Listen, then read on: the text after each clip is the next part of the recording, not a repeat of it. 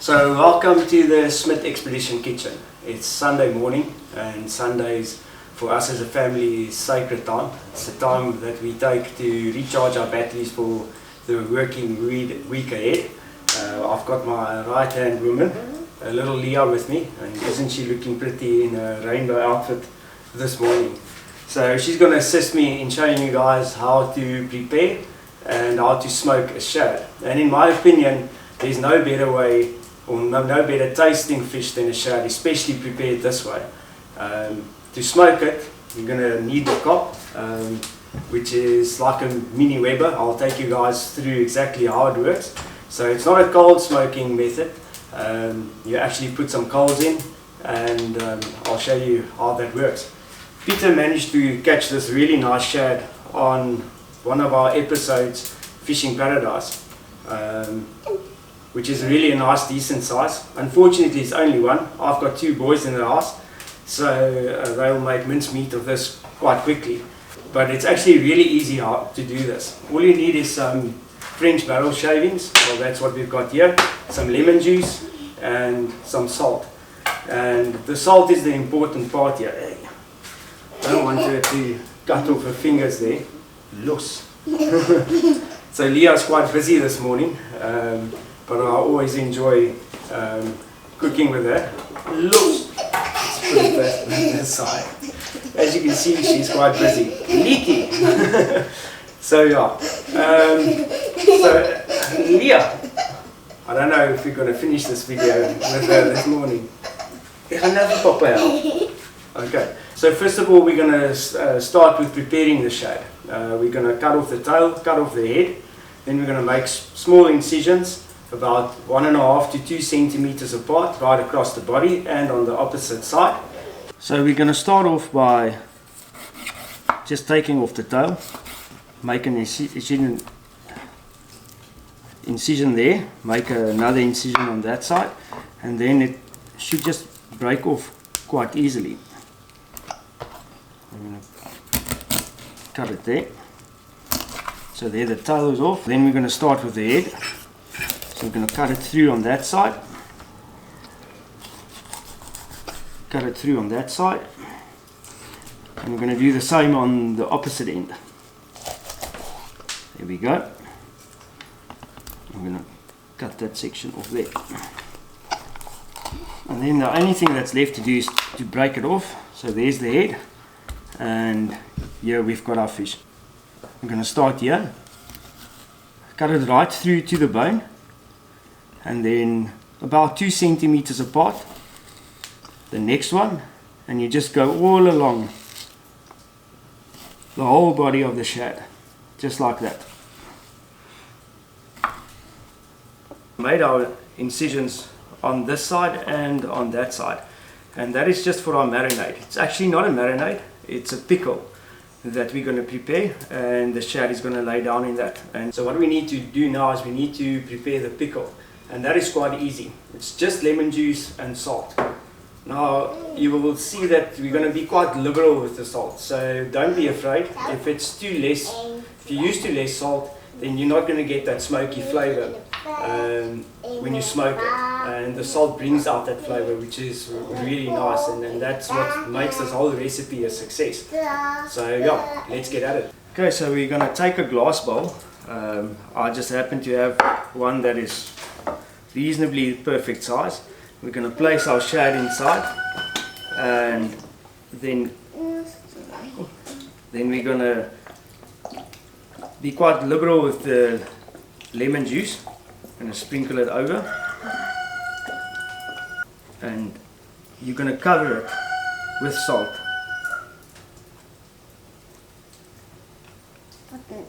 So you can cover it that you've got a decent layer of salt on the shad. Okay guys, so we finished preparing our pickle and fish in the pickle. I know it looks quite a bit extreme with the amount of salt that we put on the fish, but believe me, it is necessary. This will lay in this pickle now for 45 minutes or so. I'm going to put it in the fridge, and then every 10 minutes just turn it around, and after 45 minutes we take it out, and we'll put it on the cob. So I'll show you now how we prepare the cob. We're going to light it for our smoking process, and how to prepare our shavings, our oak shavings for this. So yeah, please guys, remember, not more than 45 minutes, your fish is going to cook in this lemon juice. Cool. Yeah, so Leah and myself made our way outside. We're going to light the cob now, and like I said previously, it works much like a mini Weber. This is a warm method of smoking your fish, and it's actually quite easy. Fish is in the fridge now, so we've got about another 5 minutes or so, then we're going to turn it, and we'll, like I said, we will do that every 10 minutes. But that will give our cob and our briquettes enough time to warm up and ready for the smoking process. So you can see on the inside we've got this little hole on the inside, so we put some fire lighters on the inside here. Then we've got this basket that Leah is holding in her hand. So what we're going to do is we're going to take this basket and we're going to fill it up with briquettes. The better quality briquettes you can find or you can buy, the better it would be, because then you need a couple, and I mean like literally 5. The briquettes that we're using it's not bad quality, but I find that it loses its heat quite quickly, so we use a bit more than what is necessary. But yeah, let's do it.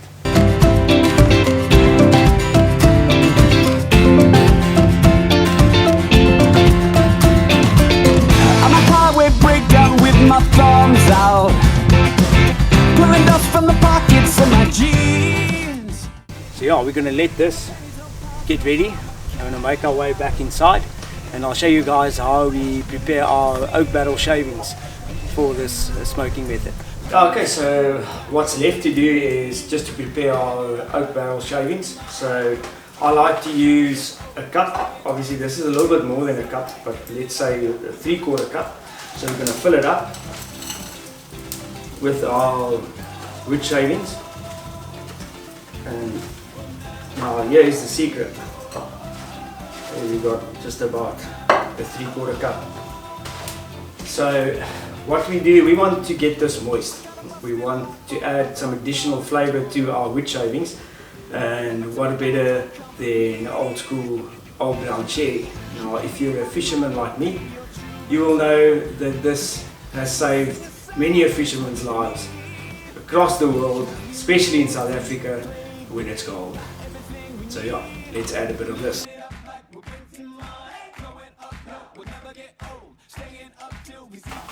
So we transferred our wood shavings into a bit bigger container. That was just a recipe for disaster. Well, it was a bit, but anyway, yeah. So we're mixing in the old brown sherry, you can use any sherry, into the wood shavings so that it's nice and moist, not too moist. And the reason for this is, well, obviously what we're going to do is we're going to place this directly onto our briquettes for the smoking process. So we don't want this to flame up, and we want it to give that smoky aroma and actually give off the smoke, and that's why we moist it. If you don't have a sherry or red wine or anything like that, or any liquor, you can even use whiskey I suppose, you can use water, because the wood shavings got a really nice aroma just all by itself.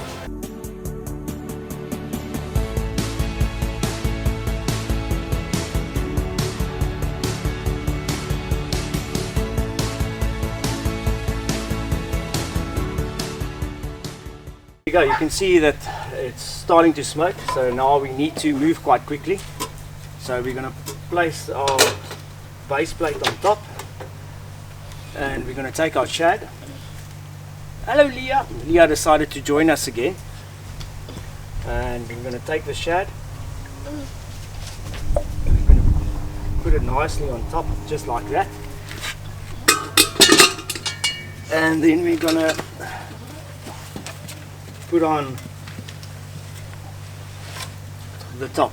Now the important thing here is we've got 6 little holes on the top, and Peter's going to hand me some stones that we washed just picked them up in the garden, washed them with some fresh water, and you're going to close up each hole with these stones. There we go. And then we're going to keep one open. So 5 of the holes we close up with some stones, and the other one we keep open. And you can see the whole smoking process taking place at the moment. Now, what you need to look out for now is as soon as the smoke stops, then you remove the lid, take off the base plate with the shad, and you take that old shavings that's probably burned and that is done, and you scrape them off your briquettes, and then you place new shavings on top. You're probably going to do that twice, just to make sure that you get a perfect smoked shad. This takes about 30, maybe 45 minutes, depending on your heat. Obviously, don't want to do that too long, but yeah, guys, that's the way. That's how we smoke a shad here in South Africa.